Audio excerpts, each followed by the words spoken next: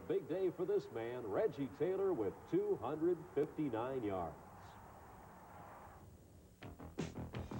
The Dave Curry Show. Brought to you by the Cincinnati Gas and Electric Company.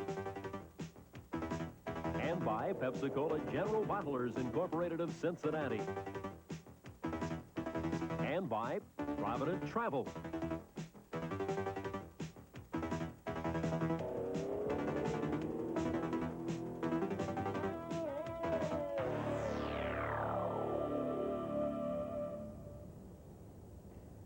Good evening and welcome to the Dave Curry Show. It's the second edition, and right now the Bearcats sit at 2-0.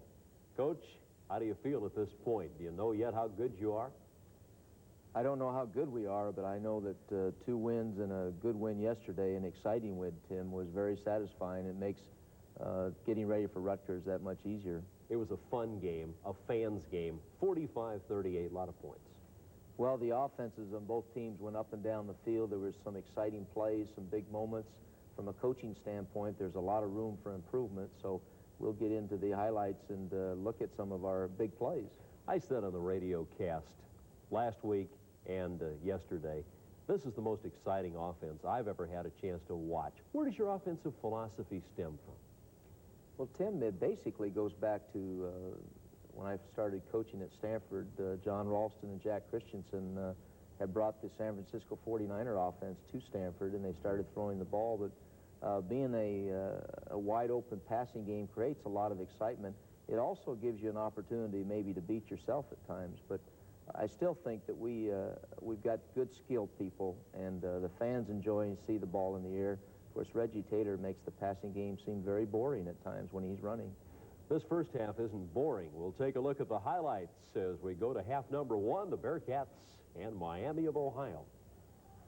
We start the ball game off here with Miami having the ball, and there's so much was said about their great running back. And the thing impressed me about him yesterday, here Tony Ketchings tackles him out of bounds, but Sworn has great speed for a big back. Miami back again.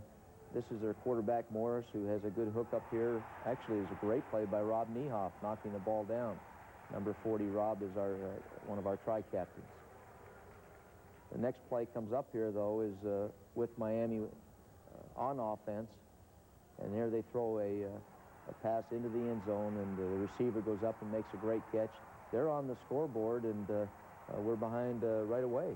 Touchdown to Jack Arthur, 7-0 Miami. Miami's back on offense, and they let go a deep bomb here, and they hook up. They get behind our secondary. That's Rob Niehoff on the coverage. Miami moved the ball exceptionally well all day, as did both teams.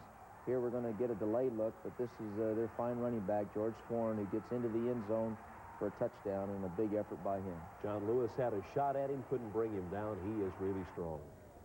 Now the Bearcats are on offense, Tim, and this is McCoyne back to pass, Stargell in motion. McCoyne finds his receiver out here in the strong flat, and that's Jason Stargell with a good hookup. Coming back trailing 14-0 at this point. We are behind, and throwing the football is important at this time to catch up. But here's Al McKinney busting through to the 33-yard line, actually the 28-yard line, gets a good first down for us. What a great young back he's going to be, Coach. Well, Allen gets better every week, and he just needs to get more confidence. Here's a quick reverse that we'll talk about later, but Reggie goes around the corner and breaks 2, 3, 4 tackles and gets into the end zone. 24 yards for the touchdown for Taylor. Now it's 14-7 Miami. Reggie really has great feet and has good movement, and running the football, he had an exceptional day. That's our kicker there, Phil Insulaco, who had another big day. McCoyne's back to pass here. We're getting good pass protection here. Matt Mindorf had great protection. That's a layoff to Al McKinney. And this is the play on which Danny McCoyne injured his knee. He bruised his knee here in this play. We took him out for a couple of plays. You'll see Bill Davis come into the game. Dan later returns, but it's all Bill Davis right now. He steps up, and look at the little guy scamper. He's a totally different quarterback style-wise than is Danny McCoyne. Well, he's got a lot of quickness to him, and he can take off with the football and run with it, Tim, and he did a very good job here. Now he drops back to pass. This is Reggie trying to protect, and Bill Davis, the blocker, pushes him into him. We get an incomplete pass. Miami back in offense. Again, Morris had a great day for them. Here's a great completion to the left flat. First down for Miami. Barhofer made a tremendous catch as he tight-roped the sideline. This is Swarn again, and look at his great speed. And again, he just seems to roll up the yardage. John Lewis making the hit there, along with Richard Rhodes. Not only two great running backs in this game, but two great place kickers. Here's Gussman's field goal to put Miami out in front 17-7. He kicked 3 against you last year. Well, he is a fine kicker and has had good success against UC. McCoy back in offense, throwing again. Steps up here. Again, Matt Middendorf, our offensive center there. Pat Lavelle had a big block, giving the quarterback time to throw. There's McCoy. And look at this one. Finds Jason Stargell over the middle. Was he the primary receiver, Dave? No, as a matter of fact, he was a secondary receiver. We've got 5 eligible ones, and Dan has the ability to find them. So again, we're moving the football fairly well here. McCoy under the center. This is Scott Tackett in motion. Reggie coming around the left side and goes down to the 1-yard line. We've got time is running out here just before the half. This is Al McKinney to his right, and Al gets in the end zone. Good block again by Scott Tackett. Rich Childress pulled around the right side, number 71, for a good block. Now it's snugged up 17-14 Miami. Well, we're kicking off. Miami comes back, and watch this hit here. Ron Trout, number 7. A great tackle on the kickoff, and that gets us excited. This is Swarn bouncing the outside, getting run down. That's Chris Asbeck there doing a good job, number 85. Bobby Leshnek running, number 42. Morris back again to pass, and here's an incomplete pass. And Miami is again back on. UC is back on offense here now. McCoy back to pass. We're going to see a good hook up here to the left side. This is Greg Latham, our tight end, who's come back after an injury, and Greg caught 3 passes yesterday. You've used 3 tight ends, Latham, Huber, and also Perry, and they've all done a great job. Darrell Huber's done a good job of blocking, too, by the way. Here's Joe Heiss on a good reception. Dan finds him in the left flat. Again, UC moving the football very well. Here's a blitz, and Reggie just pops it up the middle, and look at the guy run. He's down to the, looks like the 2-yard line here. Dan, here we call timeout, and I believe on the next play we're going to see McCoy again back to pass, and almost to Jason Stargell out in the flat, and we settle for the field goal. Now this is as time runs out in the first half. Insulaco hitting the field goal, and that ties it at 17-17 as the first half has come to an end. How did you feel, Coach, at the end of the first half? We talk about momentum. Whose side was Mo on? Well, it was 14-0. We were behind in the first part of the game, and our ability to come back certainly was encouraging. The things we talked about at halftime, Tim, was that it's a tie ball game, so no reason to deviate from our game plan. We just need to go out and start over again, so we had the whole second half to do that. Now, is that part of the script? You fall behind early, you persevere, you come back. Do we have 9 more of those to look forward to in that format? I just hope not. Heavens, it is a great concern when we do it, and it makes the coach an old man quick. All right. That's the first half. It's 17-17. Lots of scoring in the second half, and we'll look at that with head coach Dave Curry on the Dave Curry Show in just a moment. The second half is great.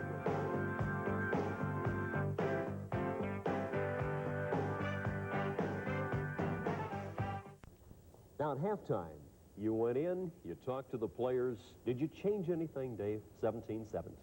No, Tim, we talked about our game plan, and we talked about the importance of going out the second half. It was really anybody's ball game at that time. We were concerned about how well they were moving the football, and then we'd had some mistakes in our kicking game, which greatly concerned us. So those were things we talked about, and the second half will show some of those things improved and some didn't.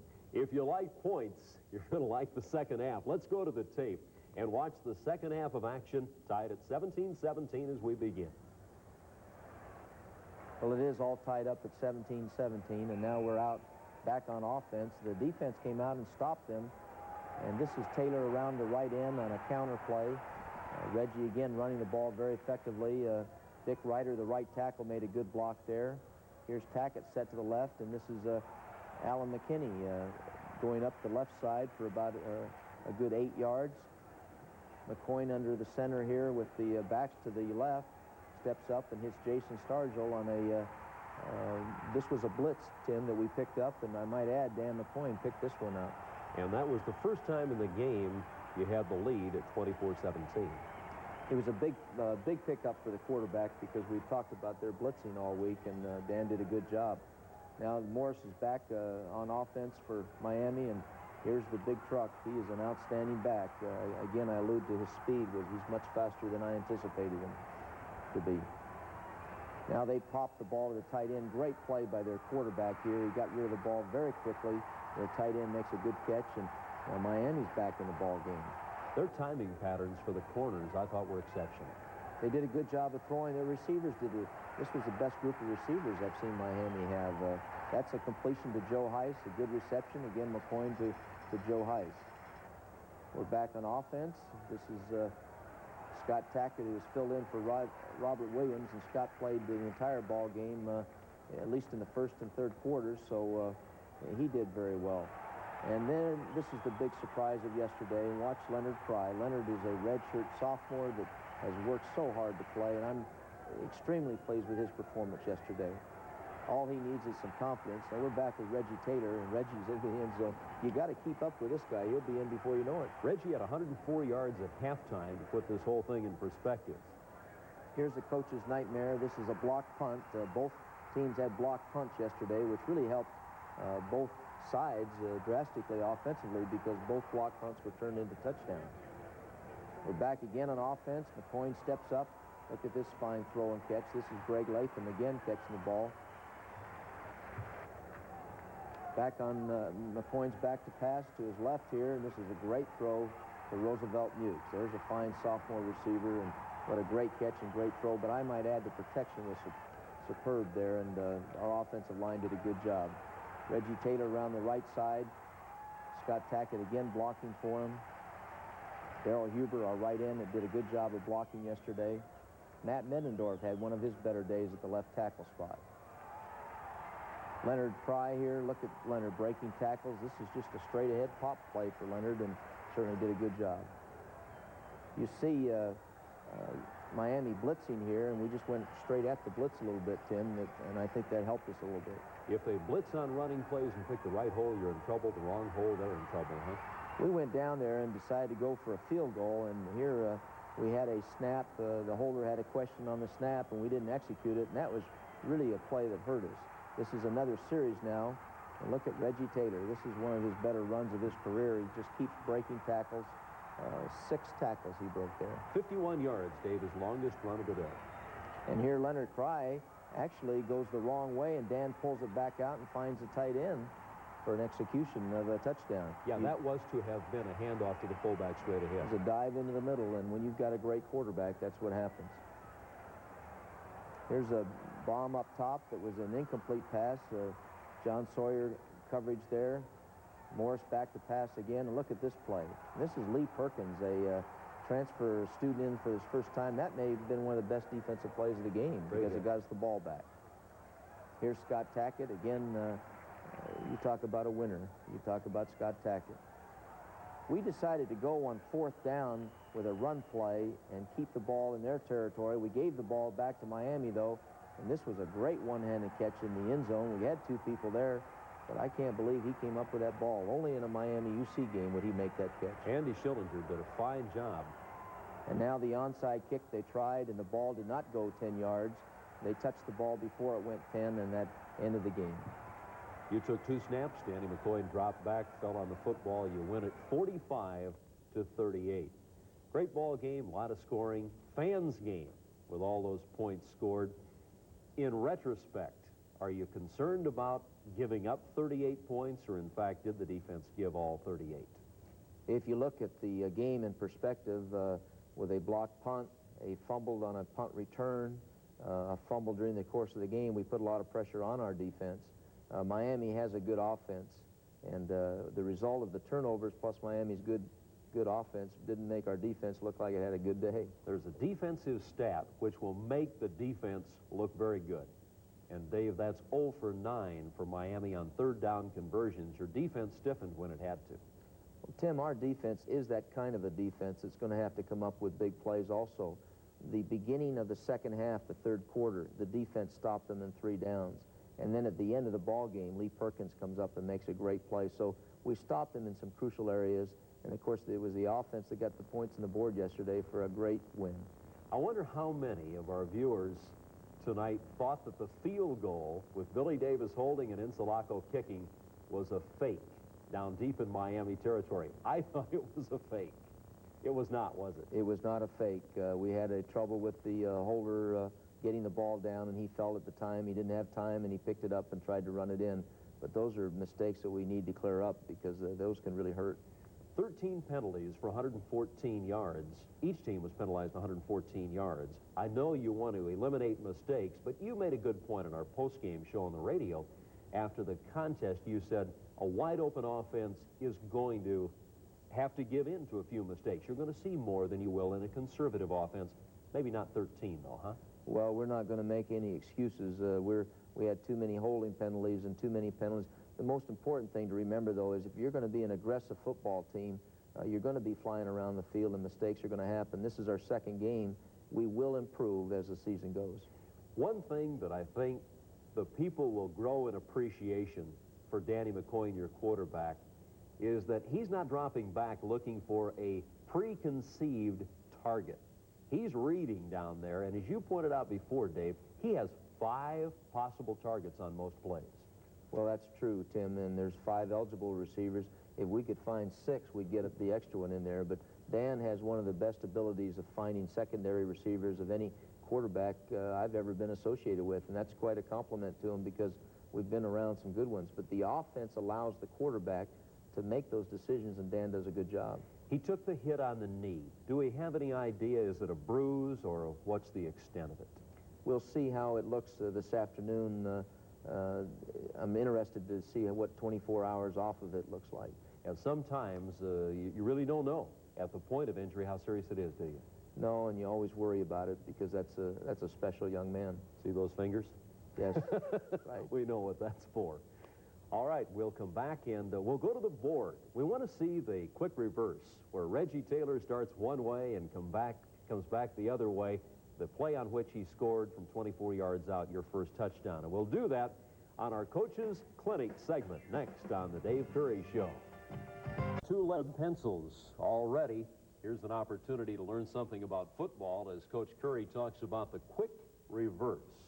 Now, we're going to diagram this play that folks are seeing on the board. But first, Dave, let's go to the film and let people see it as it actually happened. Reggie Taylor going 24 yards for the touchdown called quick reverse.